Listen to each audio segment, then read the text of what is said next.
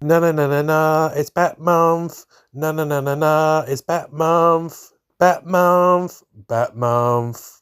That's right, it's Batman themed videos this month. I hope you enjoy the video.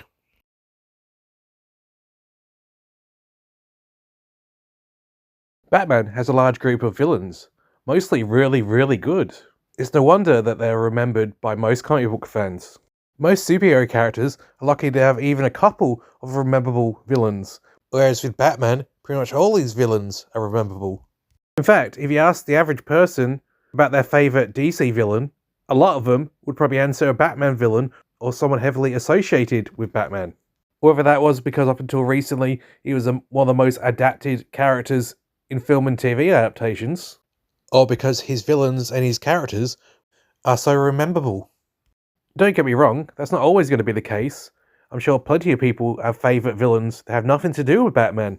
Maybe that's why Gotham has become one of my favourite Batman-related media. It took its time to find its footing, about a season or so to be exact, but after it did, it was a very enjoyable show. Likely one of the reasons it was so good was how well it adapted the Batman villains. The man who would become the Penguin, Oswald Cobblepot, who was twisted by how badly he was treated by his superiors going up in the ranks in the mob. Edward Nygma, the future the Riddler, who became that way because of his fractured psyche coupled with unrequited love. Selina Kyle, that would later become the Catwoman, who became that way because of the fractured relationship with her mother.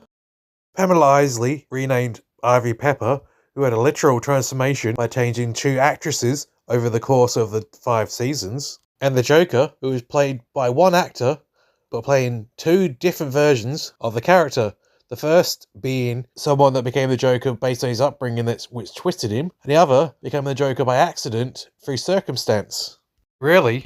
I could go on for days. The thing is, very few weren't adapted perfectly, and the few that weren't were still very good.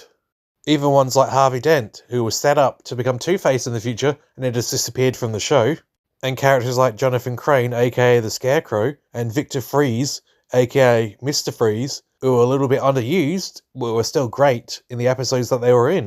But nonetheless, the villains were some of the best aspects of the show. Not to say the rest of the show was terrible if you took out the villains, but they definitely got you coming back every week to see what they would do. Batman and his villains are so in the cultural zeitgeist that the villains can hold the show on their own. There's a lot about the villains.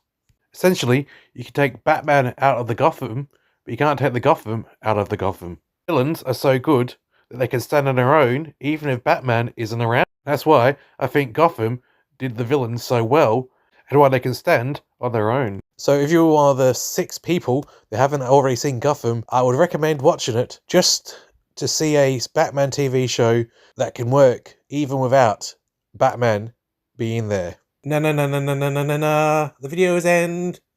Na na na na na, the videos end. Na na na na na, the videos end. Na na na na na, the videos end. Please like and subscribe. I mean, it's optional, but it'd be nice if you did.